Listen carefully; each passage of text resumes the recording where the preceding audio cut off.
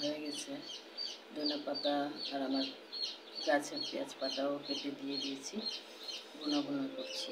দেখেন কালারটা অনেক সুন্দর হয়েছে, খেতেও কিন্তু অনেক লোভনীয়। আপনারা সবাই বেশি বেশি করে লাইক কমেন্ট শেয়ার করেন।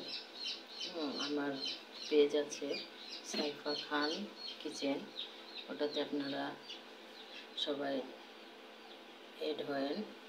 আর সবাই বেশি বেশি করে লাইক কমেন্ট শেয়ার সাবস্ক্রাইব করেন।